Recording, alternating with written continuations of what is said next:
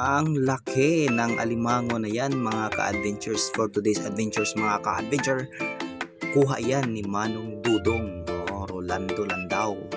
Diyan lang yan nakuha sa mga ka-adventures, sa Paradise banda, diyan sa sa laot.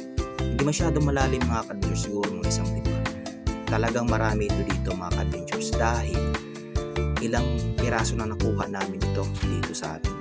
Yung alimango na yan mga ka-adventures, mahigit 1 kilo.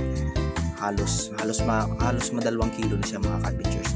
At dito yan sa Bantayan Island, Santa Fe, Cebu mga ka-adventures. Napakasarap niyan mga ka-adventures. Isang kagat pa lang, yung isang sipit niya, hindi ko na naubos mga ka-adventures.